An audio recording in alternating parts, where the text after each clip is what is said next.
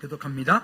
내가 자유인이나 아니냐, 사도가 아니냐, 예수 그리스도를 우리 주를 보지 못하였느냐, 주 안에서 행한 나의 일이 너희가 아니냐. 다른 사람들에게는 내가 사도가 아닐지라도 너희에게는 사도이니 나의 사도됨을 주 안에서 인친 것이 너희라. 나를 비판하는 자들에게 변명할 것이 이것이니 우리가 먹고 마실 권리가 없겠느냐. 우리가 다른 사도들과 주의 형제들과 게바와 같이 믿음의 자매 된 아내를 데리고 다닐 권리가 없겠느냐. 어찌 나와 바냐바만 일하지 아니할 권리가 없겠느냐. 누가 자기 비용으로 군 복무를 하겠느냐.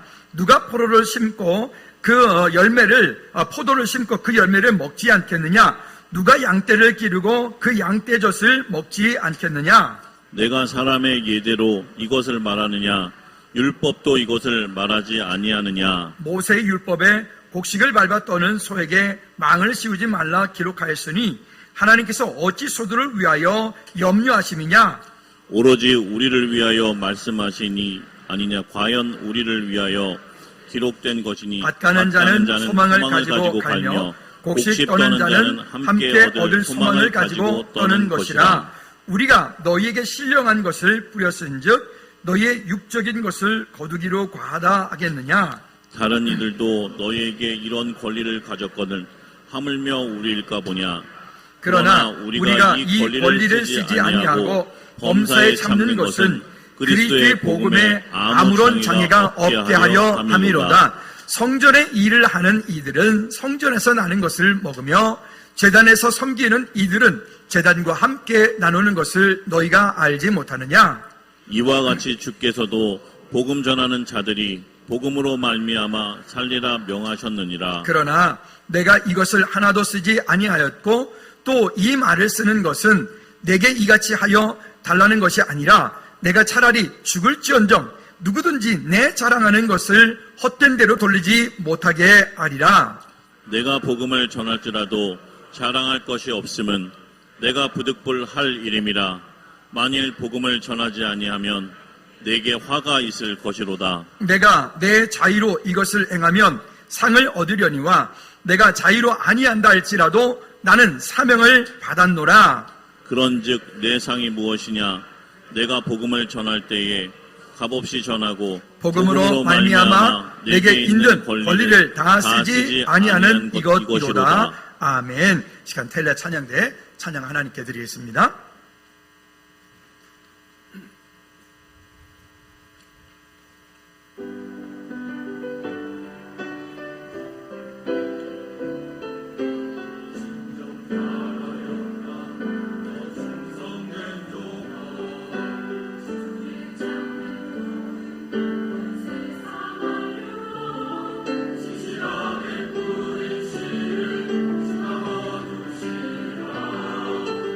Oh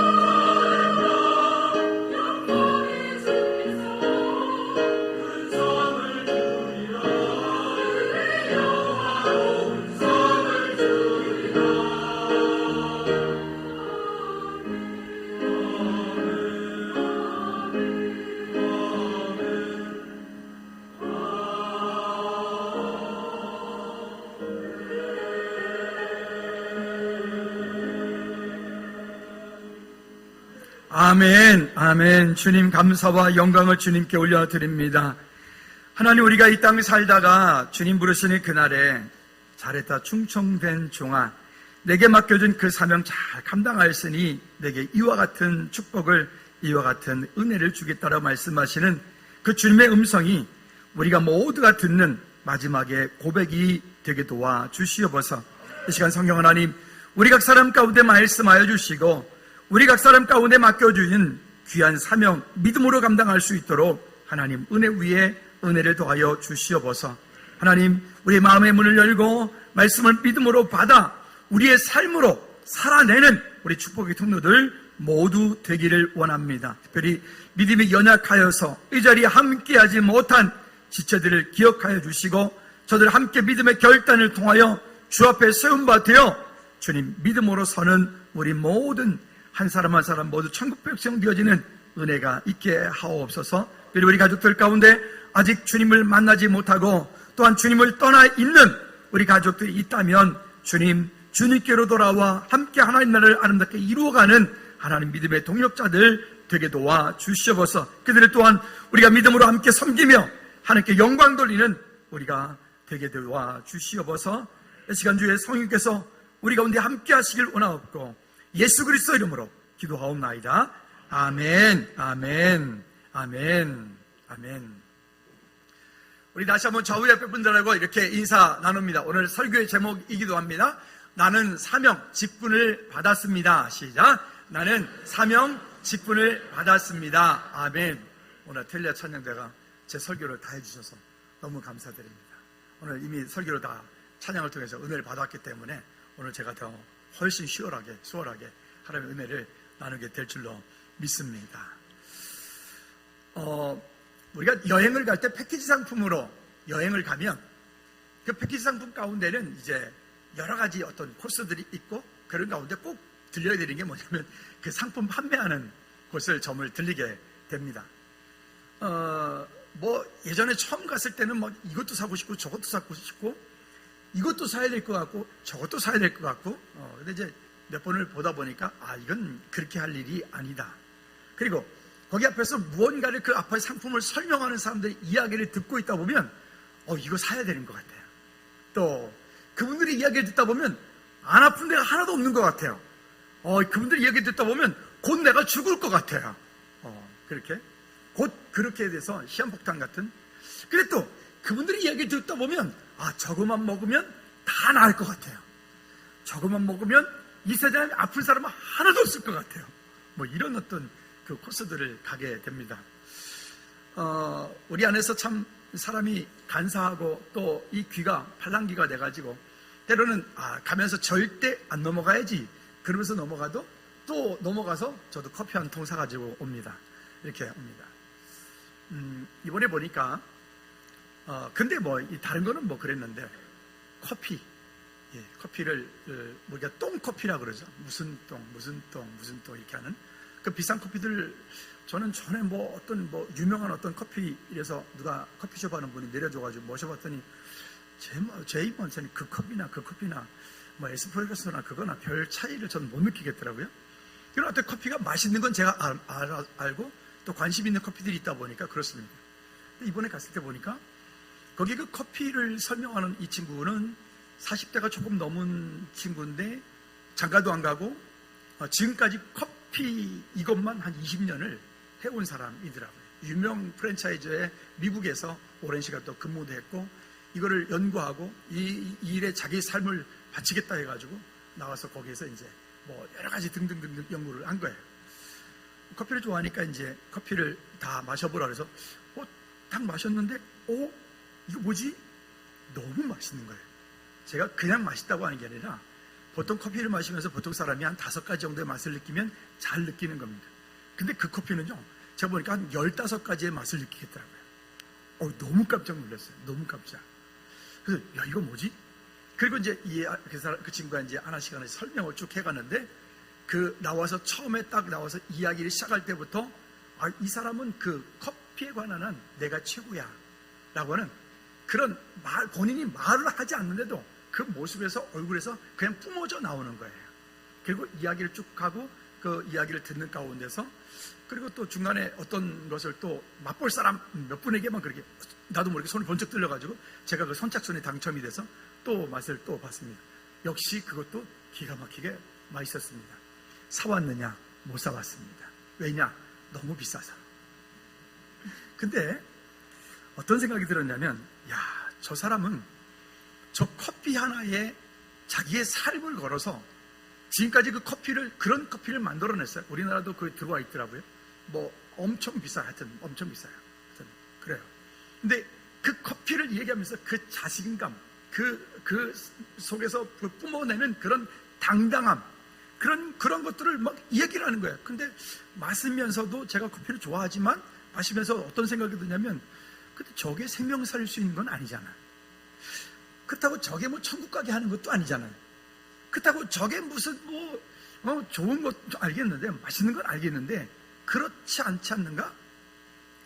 또 무슨 마음이 드냐면, 근데 왜 우리는 어떻게 보면 그 천국을 얻을 수 있는 것도 아니고, 세상에서 그 어떤 가치, 그 이상의 것들을 얻을 수 있는 것도 아닌데도 그것에 대해서 저렇게 자신감을 가지고 당당하게 그 자기가 하는 일들에서 그 얘기를 하는데, 왜 우리는 하나님의 자녀이고 또 하나님께로부터 부름 받아 각각의 나름대로 직분을 받았고, 그 직분을 가지고 우리가 이 땅을 살면서 왜 우리는 그렇게 주눅들어 살지? 왜 그렇게 우리는 세상 가운데 당당하지 못하게, 왜 우리는 세상 사는 동안에 그렇게 좀 하나님 앞에 좀 멋지게 이렇게 살지 못하지? 무엇 때문이지?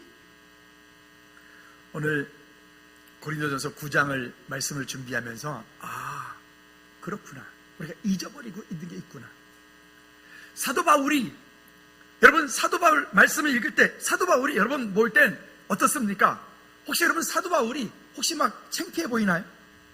혹시 막 사도 바울이 막 빈해 보이나요?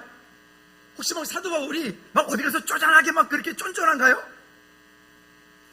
저는 여기까지 서신서를 보면서 바울이 그 당당함, 바울이 그 하나님 앞에, 세상 앞에, 그 환경 앞에 감옥에 갇혀서도 두드려 맞아서 밖에다 성 밖에 내 던져졌어도 그가 그 하나님 앞에 서는 그 당당한 모습이 이게 무엇일까?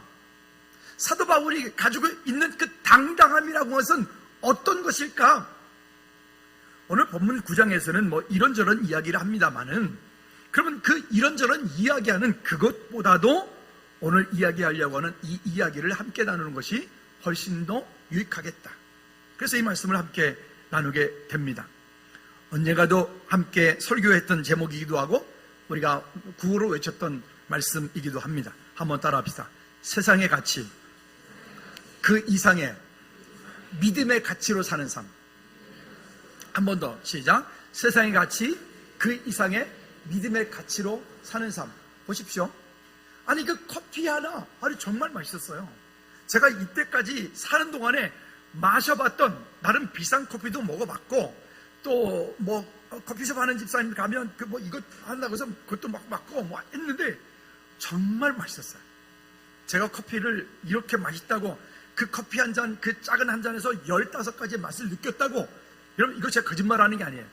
그 집사람도 같이 맛을 보면서 같이 느꼈을 테니까 뭐, 그죠? 그렇게. 근데 그것조차도 당당한데 우리는 왜 하나님의 자녀인데 세상에 그 어떤 것도 우리와 비교될 수 있는 것이 없고, 세상의 그 어떤 권세자들도 우리를 그리스도의 사랑에서 끊을 수가 없고, 세상 그 무엇도 우리가 하나님의 자녀인 것을 이 땅 가운데 바꿀 수 있는 것들이 아무것도 없는데 왜 우리는 세상 가운데서 당당하지 못하는가? 왜 우리는 자꾸만 주눅드는가? 그리고 왜 우리는 이 일들을 해나가면서 커피 파는 사람보다 못한가? 아니 그분이 나쁘다는 게 아니에요. 저는 그분 저는 어떤 분야의 전문가들을 존경합니다.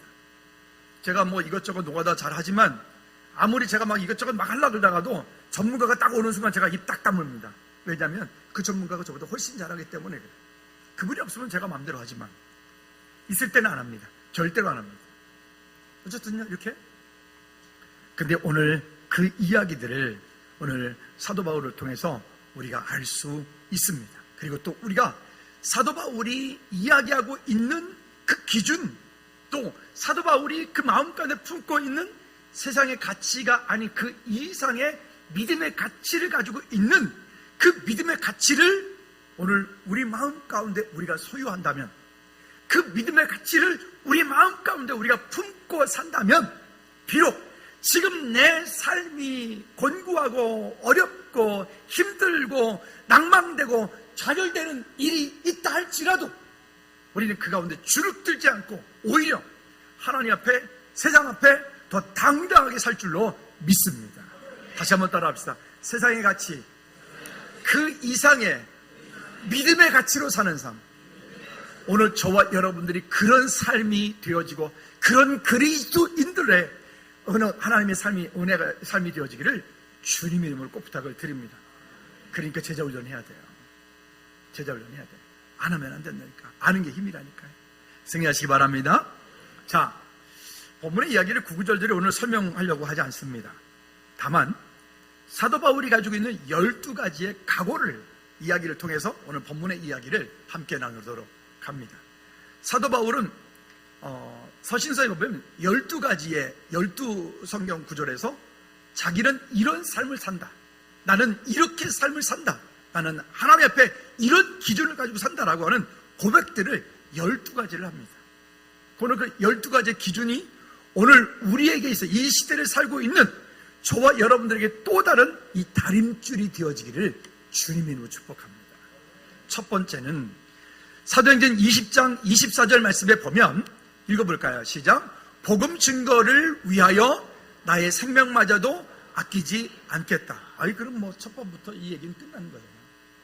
복음 증거하는 이 일을 위해서 나의 생명마저도 나는 아끼지 않겠다. 여러분, 왜 사십니까? 여러분 삶의 목적이 무엇입니까? 오늘 이거 분명하게 우리 안에 믿음의 고백으로 가져가셔야 됩니다. 여러분, 왜 사십니까? 제가 이렇게 질문하면 여러분들은 이렇게 대답해 주십시오. 하나님의 영광을 위하여, 주님을 기쁘시게 하기 위하여 라고 대답해 주시기 바랍니다. 하나님의 영광을 위하여, 주님을 기쁘시게 하기 위하여 라고 대답해 주셔야 돼요. 제가 질문합니다. 이런 선생이 어디 있어? 질문도 하고 답도 미리 알려줘. 참. 자, 다시 보세요. 여러분, 왜 사십니까? 아멘. 그는 우리의 궁극적인 목적입니다. 또 한 가지 있습니다. 그러면 지금 여러분들이 하고 있는 그 일, 직장, 사업, 또 여러분들이 하고 있는 그 어떤 공부하는 일들, 여러분들이 하고 있는 그 모든 일들의 결국 궁극적인 목적, 실천상으로 돌아가서, 그러면 여러분들이 하고 있는 그 직장, 사업장, 일터, 환경, 그 일을 통하여 우리는 무엇을 해야 되느냐? 답을 말씀드리죠. 한번 따라합시다. 내가 속한 모든 것이 하나님의 나라가 되고 내가 만난 모든 사람이 주님의 백성 되게 하는 것. 이게 우리 삶의 궁극적인, 우리 삶의 실천사항들이에요. 따라합시다. 내가 만난 모든 사람이 주님의 백성 되게 하는 것. 내가 속한 모든 것이 하나님의 나라가 되게 하는 것. 여러분, 이 일을, 이런 충분한 세상의 가치보다 그 이상의 너무 놀라운 위대한 가치를 가지고 있기 때문에 바울은 첫 번째도 말했던 것처럼 복음 증거를 위해서 나의 생명마저도 나는 아끼지 않겠다라고 말씀하고 있는 거예요. 두 번째는 고린도전서 2장 2절 말씀에 보면 이렇게 말씀을 합니다. 읽어볼까요? 시작. 예수 그리스도의 십자가 외에 아무것도 알려 하지 않겠다. 예수 그리스도의 십자가 외에 아무것도 알려 하지 않겠다. 그럼 책 읽지 말아요? 공부도 하지 말아요? 아니에요. 그런 얘기가 아니에요. 그 모든 것들을 위에 뛰어난 그 하나님을 더 알기 원하는, 하나님의 친밀한 교제 가운데서 하나님 우리의 삶을 통해서 일하시고 역사하시는 일들을 보는 거죠.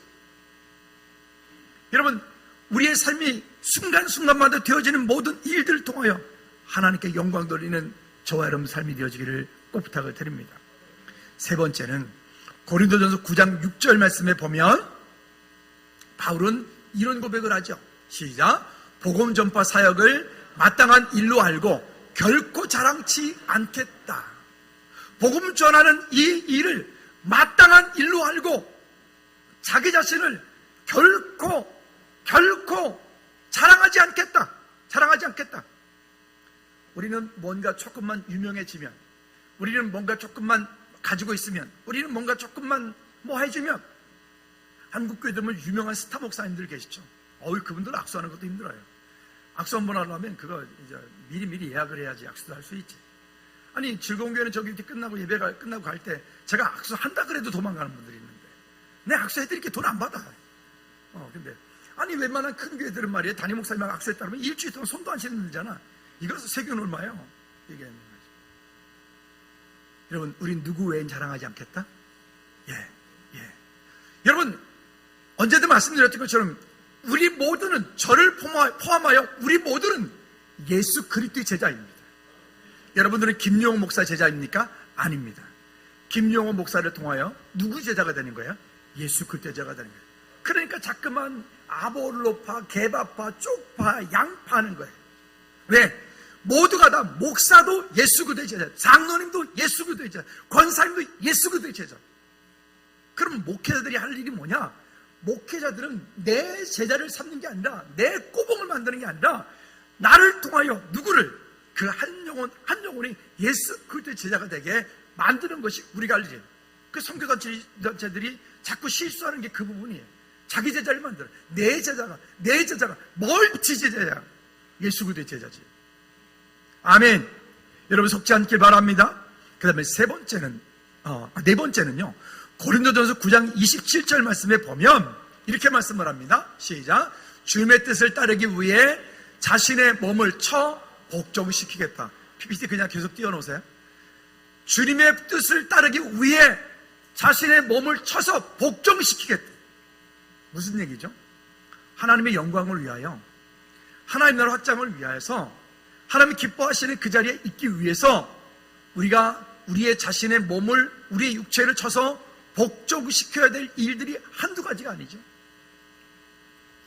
여러분, 주일날 우리가 예배를 와야 되는 이유는 단순해요. 하나님께 영광 돌리는, 또 하나님께서 한 주간 동안 내게 주신 은혜들을 저 앞에 쏟아넣는, 내가 제물 되어지는 그런 거죠. 근데 주일날 예배 오지 말아야 될 이유는요, 주일뿐만 아니라 금요 찬양 예배, 수요일날 새벽 예배 등등 공적인 모든 예배, 우리가 예배를 오지 말아야 될 이유는요, 수십 가지가 넘어요. 수십 가지가. 그래서 즐거운 예는 기준을 말씀드렸어요. 어떤 경우에 예배에 참여할 수 없다라고 하는 불가능한 이야기들 말씀해요. 첫째, 뭐라 그랬었죠? 한번 따라합시다. 비행기 타고 물 건너갔을 경우. 비행기 타고 물 건너갔을 경우, 그때 어떻게 하고, 저기 해외 나갔다 필리핀 갔다가 와서 예배하고 다시 가서 힘든 일이니까. 그런 경우. 두 번째, 병원에 닌것 걷고 입원한 경우. 우리 송천 집사님이, 그 씩씩하고 튼튼한 송천 집사님이 병원을 입원했어요. 난 상상이 안 가. 이게 지금 이해가 안 가. 그 씩씩한 송천 집사님. 어쨌든 내일 태어난다는데 기도해 주십시오. 그러니까 그런 경우, 축구한 때 말고 그런 경우. 세 번째, 한번 따라해 볼까요? 대전 이하 내려가 있는 경우. 누가 천안이라고 하는데 아니에요. 천안은 오라 그랬어요. 천안은 1시간밖에 안 걸리기 때문에 천안은 안 되고, 대전 이하에 내려가 있는 경우 외에는 예배 오시라. 한번 옆에 분한테 세 가지 있죠? 알아서 하세요. 일단 그 외에는 예배 오시라. 시작. 아멘. 다 알아서 했죠? 오케이. 왜요? 주님의 뜻을 따르기 위해 자신의 몸을 쳐서 복종시키는 일들이요, 이게 안 되어지면 나의 가장 연약한 것을 사탄이가 너무 잘 알죠. 너무 잘 아는 그것을 예배 가려고만 하면 툭 건드려. 나의 어떤 감정을 건드리기도 하고, 나의 어떤 육체적인 어떤 질병을 건드리기도 하고, 나의 어떤 환경을 건드리기도 하고. 사탄이가 여러분 일주일 가운데 성도들 집에 언제 가장 많이 신방 온다고요? 금요일날, 토요일날, 특별히 주일 아침에 사탄이가 아주 신방을 많이 오잖아요. 신방을 와가지고 또 A, B, C, D 이렇게 하면서 A 교회 안 가. 근데 여러분 한번 따라합시다. 열받으니까 교회 와야 된다. 아멘. 또 한번 따라해볼까요? 아프니까 교회 와야 된다. 그러니까 제가 말씀드렸잖아요. 병원에 입원을 해서 닌거 꽂고 있기 전에는 오라고. 목사님 머리가 너무 아파서 교회 못 갔어요. 그 이유가 안 된다. 아프니까 오라고. 아멘 안 하니까 자꾸만 하잖아요. 아프니까 오라고. 아멘. 이런저런 핑계를 대면 육체를 쳐서 복종시킬 수 없다고요. 바울이 분명히 복음 전하다가 두들겨 맞았어요. 엄청 죽은 줄 알고 성박가다 내다 버린다고요. 그럼 버린 거지. 버렸는데도 바울이 다시 또 일어나가지고 나 같으면 절대 안 들어요. 그거 쳐다도 보지도 않겠다. 근데 바울은 다시 거기를 또 들어가서 복음 증거하는 일을 하잖아요. 왜? 자신의 뜻을 따르지 않고 자신의 육체, 몸을 쳐서 복종시켜 하나님의 일을 믿음으로 가기 때문에 그래요. 우리가 여러분 그 정도는 아닐지라도 우리가 뭐 다 키리키지 갈 수는 없잖아요. 거기서는 알아서 해. 하여튼 그럴 수는 없지만, 그러나 우리에게 맡겨진 이 시간, 이 환경 속에서 우리가 그렇게 하나님을 예배하는 일만큼은 여러분 우리가 놓치지 않아야 될 줄로 믿습니다. 다섯 번째는요, 고린도서 10장 33절 말씀에 보면 바울은 이렇게 말합니다. 시작. 모든 일에 자기 유익이 아닌 많은 사람의 유익을 구하겠다. 우리는 참 현대인들은 되게 이기적인 사람들, 이기적인 환경들, 이기적인 상황 속에 우리가 살잖아요. 그러다 보니까 모든 일에 자기 유익을 구하는 삶을 너무 좋아하고 즐거워하죠. 나한테 조금만 힘들고 내가 조금만 피곤하고 내가 조금만 손해본다 싶으면 금방 확 올라오지 않습니까? 그런데 바울이 우리에게 다시 말하는 아드폰테스, 이 다림줄은요, 모든 일에 자기 유익이 아닌 많은 사람의 유익을 위하여 내게 맡겨진 달란트를, 내게 맡겨진 그 직분들을 내가 믿음으로 섬기겠다 라고 하는 거예요. 여러분, 오늘 우리의 삶이 다시 한번 하나님을 향해서 믿음의 고백으로 방향 맞춰지기를 축복합니다. 그 다음에 여섯 번째는 고린도후서 4장 9절 말씀에 보면 또 이렇게 말씀하죠. 시작. 복음이 주는 영생을 얻기 위해서는 어떤 핍박도 감수하겠다. 어떤 핍박도 감수하겠다. 아니, 우리나라에서는 여러분 예수 믿는다고 누가 두들겨 패나요? 우리나라에서 누가 예수 믿는다고 교회 간다고 어떻게 여러분 뭐 다리몽둥이를 잘라요? 우리 지금 그런 상황이 사는 것도 아니잖아요. 코로나 기간 동안에, 지나는 동안에 어떤 여러 가지 일들이 있었어요. 그러면서 그 상황까지 우리는 믿음을 지키며 하나님의 은혜 가운데 우리가 잘 지켜왔어요. 여러분, 혹 이런 상황 가운데 있다 할지라도, 지난번에 어떤 나라의 그 나라의 이 사람들이, 목사님과 성도들 세 분이, 여러분 아마 유튜브를 통해서 보셨을지도 모르겠는데, 세 분들이 산채로, 그분들이 살아있는데 그분들을 그냥 계곡에다가 그냥 산채로 집어넣고 묶어놓고 그 위에다 나무를 갖다 덮어서 불을 태워서 죽이는 거예요. 근데도 그분들이 부인하지 않고 그 가운데 믿음으로 순교하는 그 모습을 보면서, 우리는 그런 핍박 받는 것도 아닌데, 우리는 지금 그런 고통을 받는 것도 아닌데, 그냥 내가 조금만 내 몸을 쳐서 복종시켜서 그 자리에 있으면 되는데, 제자훈련도 아니 뭐 내가 아쉬워서 여러분들한테 하십시오 제발 하십시오. 왜 이럽니까? 돈 받을까? 그러면 한 강의당 한 50만 원씩? 여러분, 우리가 공짜로 받았죠. 거저 받았으니 거저 주라 그러잖아요. 내 말씀이 능력이 있는 것이니까 여러분 모두 훈련되어진 그리스도인들이 우리 모두가 되어지기를 주님의 이름으로 부탁을 드립니다. 지금 핍박받지도 않는데 우리는 왜 그렇게 예배에 옹졸합니까? 우리 지금 핍박받는 것도 아닌데 왜 우리의 삶은 그렇게 아니, 죄송한데 여러분, 금요일날 9시, 밤 9시에 그 시간에 집에 있으면 주로 뭐 하시나요? 오늘부터 잘못하시면 괜히 발병 나는 수가 있어요. 조심하십시오. 그 시간에 와서 함께, 여러분 우리가 기도할 제목들이 얼마나 많아요. 자신을 위해서, 가족을 위해서, 교회 공동체, 나라 위해서, 선교주 위해서 우리가 기도할 일들이 얼마나 많아요. 우리 교회 금요 찬양 예배가 있는 거, 우리 찬양팀이 함께 찬양하는 거, 여러분 정말 우리 귀하게 여기셔야 돼요. 얼마나 귀한 일인지 몰라요. 지금 한국 교회가 이렇게 찬양하고 이렇게 기도하는 교회들이 지금 없다고요. 이럴 때 우리가 이렇게 하고 있다, 그러면 이것 자체로도 우리가 정말 귀하게 여겨서, 여러분 하나님의 은혜 가운데 우리가 믿음으로 서서 승리하는 우리 모두가 되어지기를 주님의 이름으로 꼭 부탁을 드립니다. 아멘. 아멘. 그 다음에 일곱 번째는요, 갈라디아 6장 14절 말씀에 보면 읽어볼까요? 시작. 주 예수 그리스도의 십자가 외에 아무것도 자랑치 않겠다. 우리는 참 이 땅 살면서 자랑할 것들이 많죠. 내가요? 내가 복음 3장 50절이 너무 많아서, 너무 많죠. 자랑할 것들이 너무 많죠. 예수 그리스도의 십자가는 하나도 자랑하지 않고, 내가 뭐해서 아까 서두에 뭐라 그랬습니까? 우리 삶의 궁극적인 목적이 뭐라고요? 하나님을 영화롭게 하고 그 하나님의 영광도 기뻐하고 즐거워하는 거예요. 근데 그 일을 위해서 우리의 삶 가운데 작은 우리가 삶의 행동으로 나타나줘야 되는 것, 행동으로 보여줘야 되는 것, 내가 속한 것이 하나님의 나라가 되게 하고 내가 속한 것, 내가 만난 모든 이들이 주의 백성 되게 하는 것. 근데 이 일은 우리가 예수 그리스도를 자랑하지 않으면 안 돼. 우리가 예수 그리스도를 증거하지 않으면 안 되는 거예요. 교회학교가, 한국 교회학교가 위기예요, 위기. 즐거운 교회도 예외 없어요. 즐거운 교회학교도 위기야, 위기. 왜냐? 한번 여러분 생각해 보십시오. 우리가 예전에 GBS 학원을 했던 목적이 한 가지였어요. 그건 지금도 정말 제 마음속에 너무너무 아쉬운 일이고, 그거는 언젠가 또 좀 해야 될 일이라고 저는 여전히 여기고 있어요. 아이들이 월요일부터 토요일까지 세상에서 그냥 푹 쪄들어가지고 장아찌처럼 살다가 주일날 간신히 나와서 그냥 나와준 거지. 엄마의 등살에 못 이겨서 그냥 나와준 거지. 나와가지고 그것도 주일학교 중고등 예배 시간에 뭐 예배를 드리는 등 많은 등 뭐 등등등등 그 예배하는 시간조차도 핸드폰에서 손을 못 놓고 그래 있다가 공각 공부 그 짧은 시간 잠깐 그것도 뭐 장난처럼 하다가 예배 끝나고 가는 아이들한테 야 너는 크리스찬이야. 여러분 우리 양심적으로 대답해 보십시오. 맞습니까?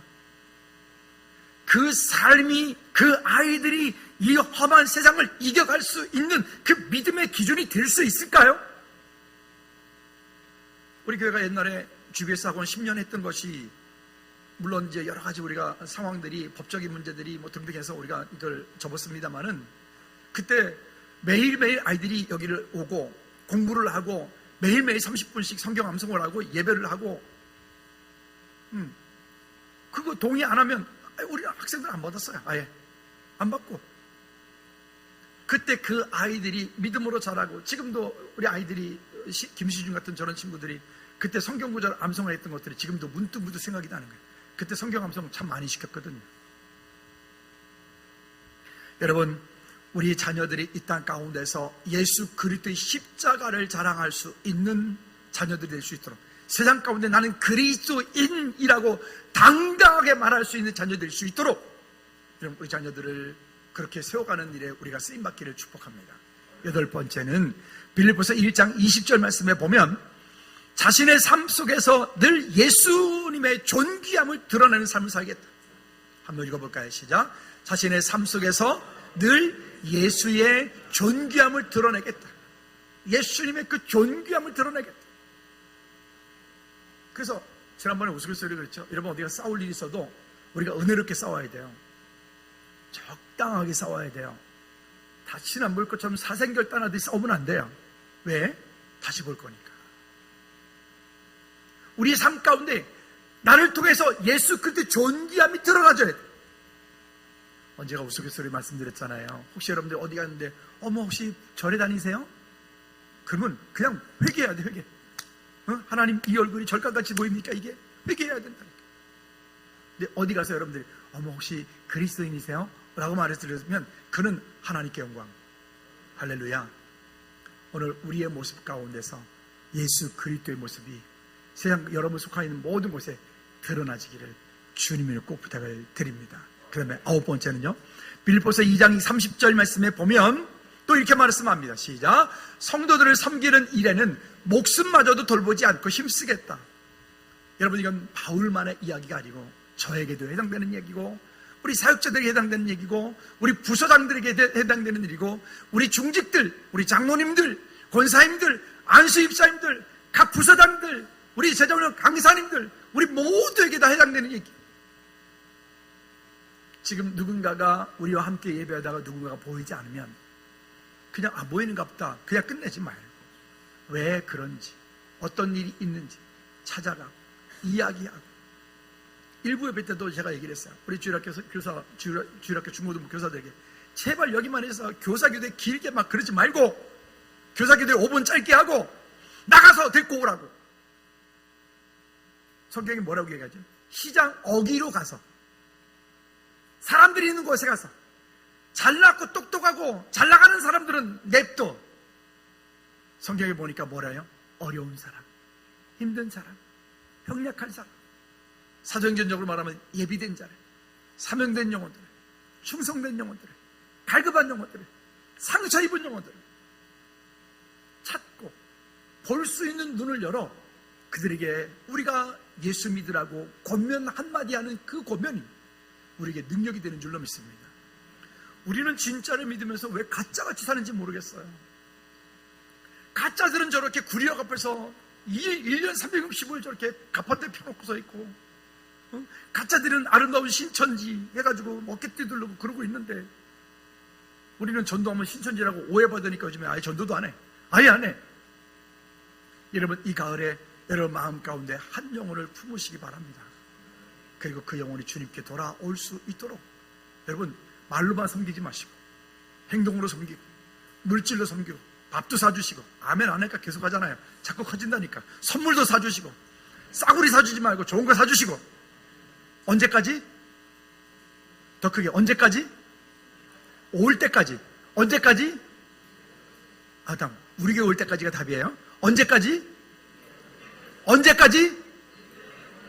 우리 교회 올 때까지. 와서 믿음의 뿌리를 깊이 내릴 때까지. 여러분, 그런 섬김들이 우리 가운데 있기를 주님의 축복합니다. 그 다음에 10번째는요, 빌립보서 3장 8절 말씀에 보면 바울은 이렇게 고백을 합니다. 시작.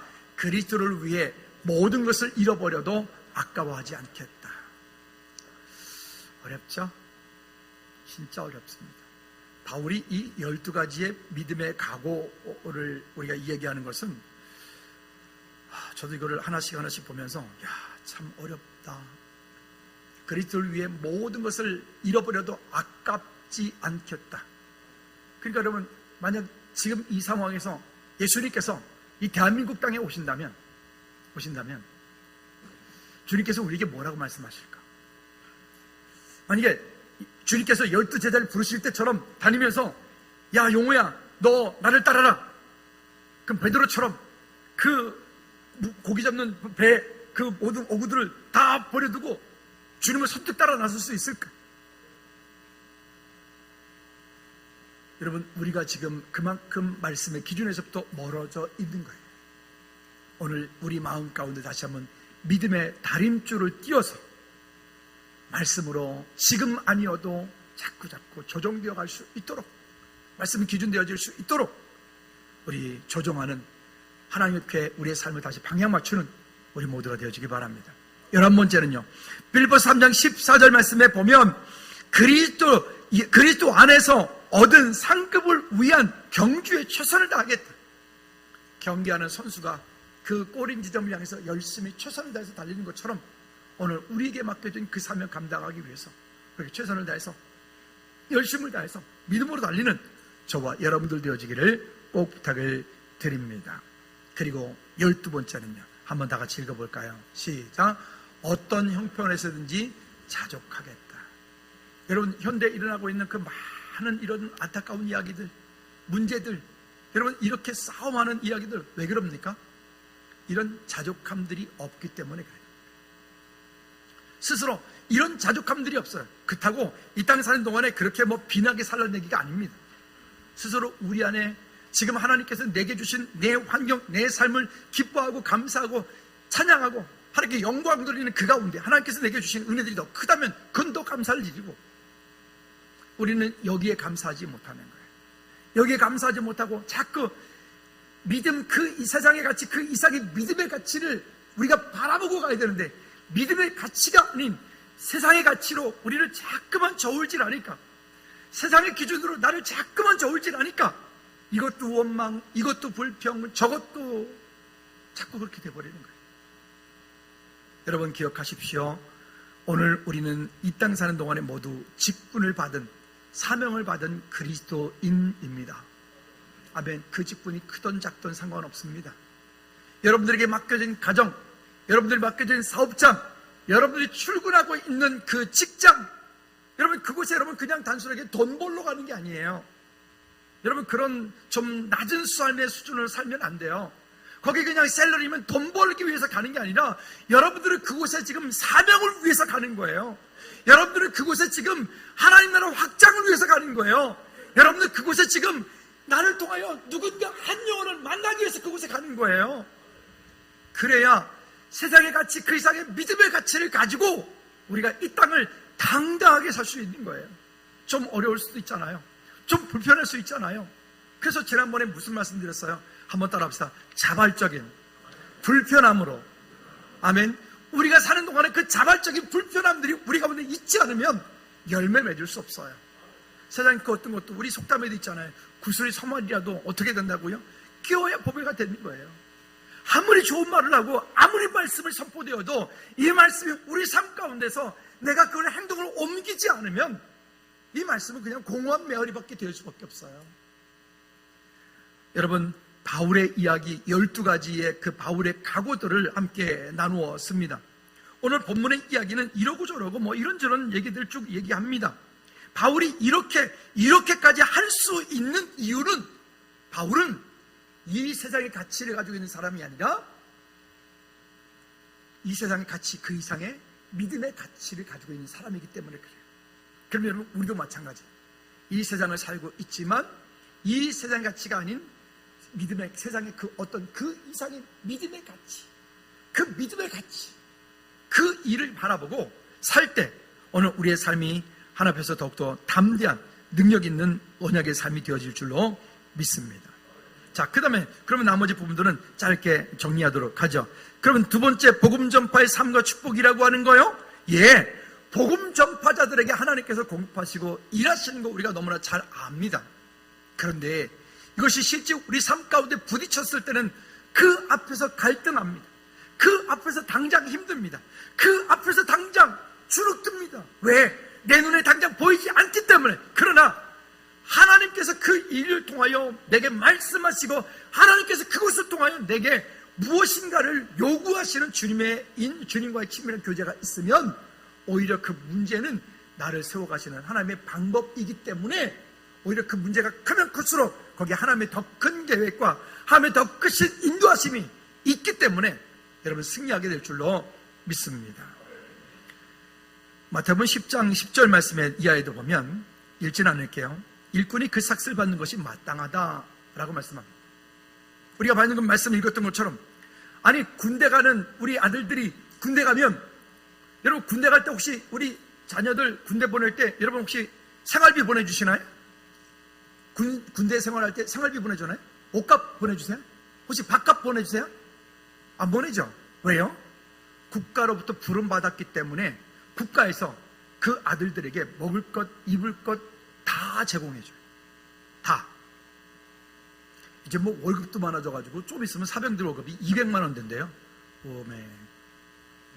우리 같은 사람은 꿈도 못 꾸겠는데 어쨌든 그렇대요. 뿐이요, 포도 농사를 짓는 농부는 무엇을 바라보죠? 포도 농사를 지을 때 포도 열매 수확할 것을 기대해요. 그렇죠? 마찬가지로 양을 치는 목동은 그 양들을 통해서 무엇을 얻기 원해요? 그 젖과 털을 얻기 원해요. 물론 요즘엔 못된 사꾼들이 너무 쥐어짜서 문제지. 한국교회가 타락한 이유 아닙니까? 한국교회가 지금 이 모양 이 꼴이 된 이유 아닙니까? 여러분, 우리라도 기준 바르게 세워서 이런 거 하지 않도록 승리하시기 바랍니다.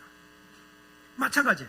그러면 주님의 일을 믿음으로 감당하는 사역자들, 우리 교회도 보면 목회자들도 있고 전사님들도 있고, 이런 사역자들이 교회를 통해서 이들이 마음껏 사역할 수 있도록, 선교사님들이 사역할 수 있도록 교회는 그 일을 충분히 감당할 수 있도록 여러분들이 힘쓰셔야 됩니다.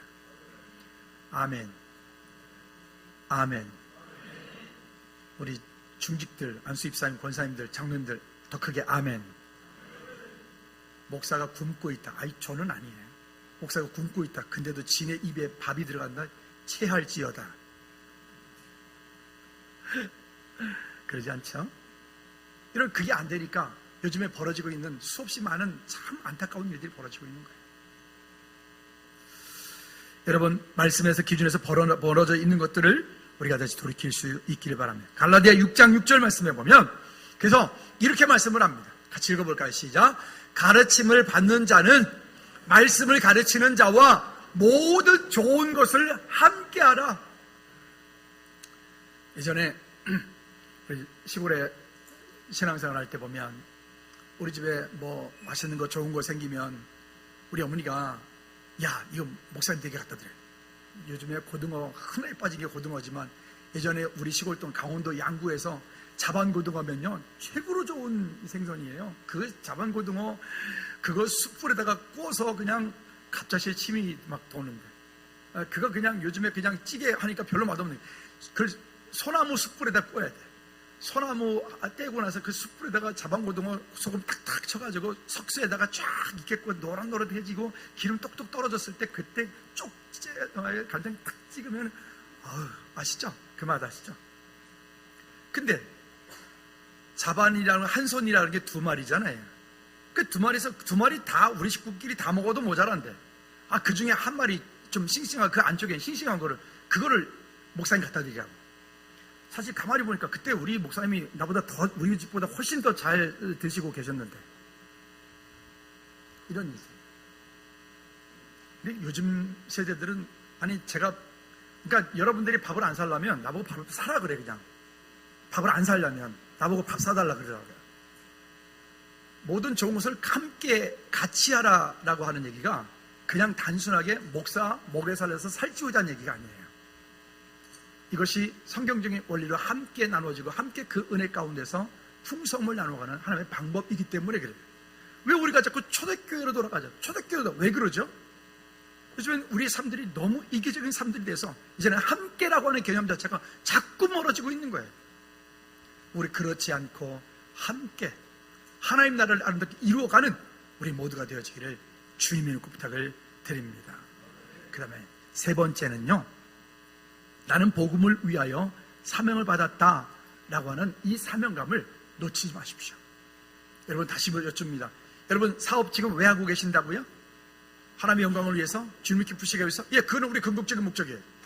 근데 여러분들이 사업하는 목적은 그것을 통해서 하나님의 나라가 되게 하고 그것을 통해서 만나는 그 한 영혼이 주님께 돌아오게 하는 거예요.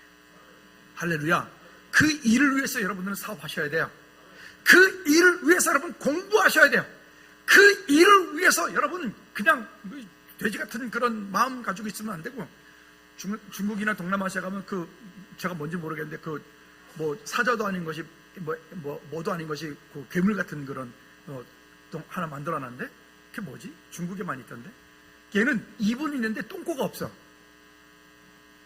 그 뭐지? 나 기억이 안 나네요. 입은 있는데 똥꼬가 없어. 그래서 부자가 되는 집도 부자가 되려고 사람들이 그 우상을 갖다가 집집마다 갖다 놓고 그거를 있다고 그래요. 그러니까 자기 집으로 들어온 재물, 들어온 복은 절대로 빠져나가지 못하게 하는 거예요. 그러니까 인간이 더러워지는 거예요. 얼마나 그 속에서 썩어가지고 냄새가 나가지고 풀풀 나가지고 지나가면 똥냄새 나겠어요. 들어왔으면 나가게 해야지. 따라합시다. 그리스도인의 재정의 원칙은 청직이다. 내 것이 아니고요, 청지에 나로 흘러가게 하는 거예요. 달란트도 흘러가게 하고 물질도 흘러가게 하고 삶도 흘러가게 하는 거, 그게 우리의 삶이 되어야 돼. 그래야 행복해질 수 있어요. 그래야 여러분 평안을 누릴 수 있어요. 아멘. 다시 한번 따라합시다. 그리스도인의 물질 개념은 소유가 아니라 청직이다. 자, 그 다음에 또 한 가지 말씀 볼까요? 여기 보면 16절 말씀으로 돌아가 보도록 하죠. 16절 말씀에 보면 이렇게 말씀을 하고 있습니다. 내가 복음을 전할지라도 자랑할 것이 없으면 내가 부득불할 일임이라. 이 말씀은 너무 잘하겠죠? 근데 그 다음에 이어서 보면 만일 복음을 전하지 아니하면 내게 화가 있을 것이로다. 이 말씀이 이게 뭘까?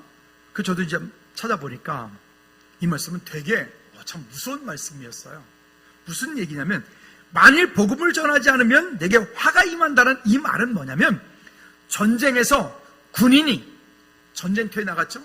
근데 전쟁터에 나고 군인이 돌격 앞으로 적과 싸우는 데서 지휘관이 돌격 앞으로 했는데 그 명령을 어기고 주어진 어떤 자기 직무를 감당하지 않을 때 군법 회의에 회부시키는 것을 이야기를 하고 있더라고요. 여러분 상상해 보시겠어요? 전쟁을 하고 있어요. 지휘관이 지금 돌격가 풀어있는데 제가 지금요 허리가 아파서 못 가겠는데요. 제가 지금요 오늘 컨디션이 별로 안 좋아가지고 못 가겠는데요. 제가 지금요 열이 좀 있는 것 같아서 못 가겠는데, 그러나요? 지금 그게 문제가 아닌 거예요. 죽느냐 사느냐의 문제인 거예요. 그러면 우리의 삶 가운데 여러분, 우리가 속한 우리의 가정들, 우리가 여러분들이 속한 직장, 환경, 우리 주변 가운데 아직도 예수님을 알지 못하는 그 한 영혼이 주님께 돌아오게 하라라고 하는 명령이 누구에게 있다고요? 내가 받은 거예요. 그 명령을 내가 받은 거예요. 그 명령을 받았기 때문에 우리는 이 명령을 지키셔야 돼요. 아멘. 따라합시다. 그 명령을 지켜야 된다. 그 명령을 지키기 위해서 우리가 해야 될 일은요, 그 말씀에 순종하여 믿음으로 가는 겁니다. 또 17절 말씀은 쉬운 성경을 한번 읽어볼까요? 이렇게 말씀을 합니다. 시작.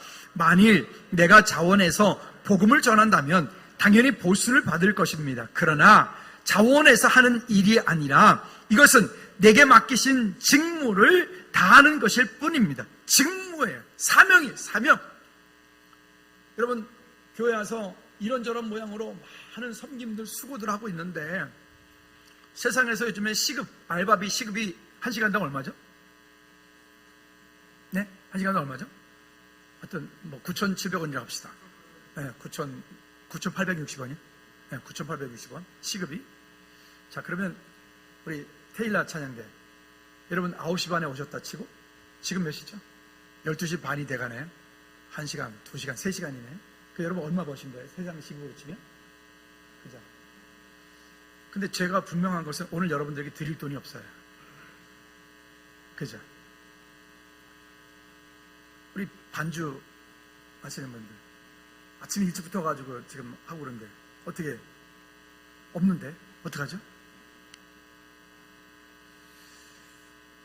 이게 하나님의 일이잖아요. 그렇죠? 왜? 하나님께서 우리 각 사람 가운데 주신 은혜를 따라 우리의 직분을 따라서 우리에게 각각에 준 달란트를 가지고 하나님을 기쁘시게 하는 삶. 그게 세상과 다른 거예요. 세상 가치는 다른 거예요. 그 다른 가치를 우리가 가지고 살고 있기 때문에 오늘 이 땅을 사는 동안에 여러분 당당한 그리스도인이 되시기를 주님으로 축복합니다. 성경은 이렇게 말합니다. 그런 모든 것들을 잘 감당하였을 때 아름다운 지위와 믿음의 큰 담력을 주시겠다라고 말씀합니다. 한 가지만 얘기하고 마치도록 하죠. 미국의 어떤 상원의원, 연세가 좀 있으신 상원의원이 있는데 그분은 그리스도인입니다. 그 상원의원이 외국에서 온 어떤 나라의 대사 부부를 불러서 자기 집에 초대를 해서 집에서 식사 대접을 하기로 했습니다. 그리고 대사 부부가 초대를 받아 그 집에 방문을 했을 때 그 대사를 부른 그 상원의원이 그 대사님들한테 이렇게 말합니다. 대사님, 혹시 사모님은 두 분은 그리스도인이십니까? 라고 질문을 던집니다. 이분들이 아니요, 저는 예수님을 믿지 않습니다 라고 했어요. 그러나 그분들이 함께 섬기며 식사하며 교제하면서 또 그 이후도 계속해서 그분들의 끝없이 예수 그리스도를 증거하고 그분들이 예수 그리스도를 구주로 영접하여 하나님의 자녀가 되기로 작정하였습니다. 그리고 신앙생활을 시작합니다. 그 상원의원과 함께 교회를 나가서 예배를 드리고 하는 이렇게 시간이 지난 후에 한 시간이 지난 다음에 그 상원의원이 먼저 소천을 하게 됩니다. 천국 가게 되었습니다. 그때 많은 사람들이 많은 꽃들을 이렇게 함께 그 가운데 이제 하는데 기념을 하는데 그 중에서 가장 크고 가장 아름다운 꽃이 한 바구니가 아주 아름답게 놓여 있습니다. 우리나라는 장례식장 가면 흰 국화만 쓰지만 나라마다 문화가 다르니까 어떤 나라든 그러지 않고 아주 화려한 꽃들을 다 장식하고 이렇게 합니다. 근데 그 가장 아름다운 꽃바구니에 이렇게 한 줄이 써 있습니다. 나의 영혼을 하나님께로 인도하여 준 단 한 사람을 기리며 라고 써 있습니다. 나의 영혼을 하나님께로 인도한 단 한 사람을 기리며. 여러분들이 예수 믿게 되었었던 그 시작은 누구입니까? 우리가 평생 사는 동안에 여러분들로 하여금 여러분들이 예수 안 믿었던 우리를 하나님의 자녀가 되게 했던 여러분 전도한 그분은 누구입니까? 제 평생에 박창진이라는 이름은 안 떠날 겁니다. 여러분들도 다 아시죠? 한 번도 본 적도 없는데, 그죠? 창진이가 제가 초등학교 5학년 때 저를 전도했습니다. 얼마나 끔딱지같이 다니는지. 교회 가기 싫다고 도망가면 나 쫓아다니느라가 지도 교회를 못 가. 그 정도. 어떻게든 교회를 한번 갔어요. 지금도 기억이 나는 게 아버지가 고무신을 새 거로 사주셨는데 그때 고무신 신고 다녔어요. 고무신 신고 갔는데 교회에서 고무신을 잊어버렸어요. 제가 그 다음 주에 교회 갈게요, 안 갈게요? 에이, 이놈아 교회 남의 걸 도둑질해. 그때는 못 살고 서로 그러다 보니까 그런 일이 좀 있었죠. 안 갔어요. 그 다음 주에 창진이 아버지가 그 고무신을 새 거를 사가지고 와가지고 우리 집에 가져오셔서 야 영우야 이거 신고 교회 가. 갈게요, 안 갈게요? 갔죠. 저로 하여금 믿음을 갖게 한 친구는 창진입니다. 너무 고맙죠. 가끔 전화하면 그래요. 야 창진아, 너 때문에 내가 예수 믿고 너 때문에 지금 목사가 돼서 하나님의 일 하고 있으니 참 고맙다. 그 친구는 주일학교 부장이거든요. 그 친구도 마찬가지로 자기가 더 고맙대요. 목사가 돼줘서. 지가 되려 했는데 지는 못됐다고 그러더라고요. 여러분, 여기 이 대사님이 얘기했던 것처럼 나의 영혼을 하나님께로 인도하여 준 단 한 사람을 기리며 라고 했던 그 고백이요. 여러분들이 이제는 그 누군가의 그 한 사람이 되지 않겠습니까? 가을입니다. 그냥 열매만 맺는 것이 아니라 이 가을 동안에 우리도 여러분들이 이 자리에 있기까지 누군가가 여러분들을 이 자리에 있게 했잖아요. 가을인데 그냥 열매만 맺는 것이 아니라 우리도 그런 영적인 열매들을 함께 맺어서 우리 마음 가운데 품어서 그 한 영혼이 주님께 돌아오기까지 우리가 함께 섬기고 함께 찾고 설 수 있도록 그런 하나님의 은혜가 있기를 주님의 꼭 부탁을 드립니다. 이 시간 한번 기도합시다. 기도할 때 하나님, 내가 마음 가운데 그 한 영혼을 듣기 원합니다. 하나님, 내 마음 가운데, 내 가족들 가운데, 내 이웃 가운데 아직 주님께로 돌아오지 못한 그 자녀들 주님께 돌아올 수 있도록 주님 나를 사용해 주십시오라고 우리 한번 기도하겠습니다. 하나님 아버지, 내 마음 가운데 아직도 주님께 돌아오지 못한 그 한 영혼을 믿음으로 품고 아버지 하나님 주님께로 돌아와 함께하는 날을 아름답게 이루어가는 우리 모두 지낼 수 있도록 주님 은혜 베풀어 주시옵소서. 아버지 하나님, 우리의 삶 가운데 주셨던 그 약속들을, 풍성함들을 이제 우리가 함께 하나님 나라를 위해서 이루어갈 수 있도록 주님 도와 주시옵소서. 여호와는 너에게 복을 주시기를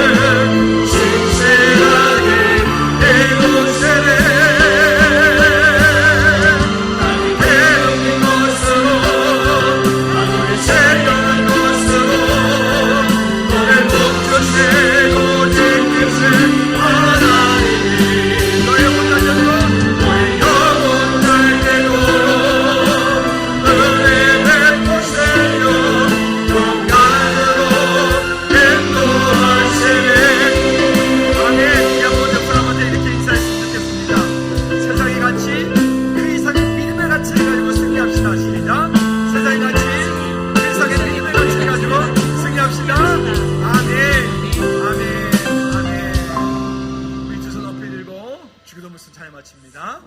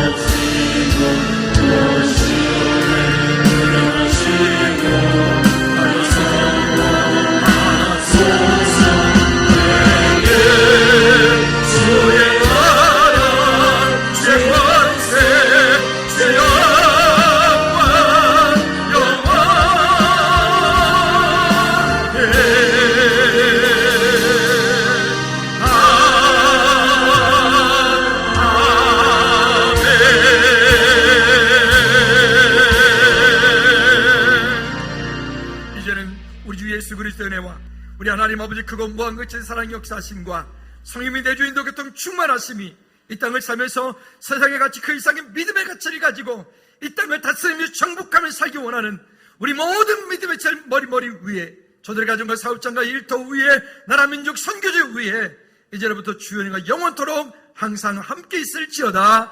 아멘.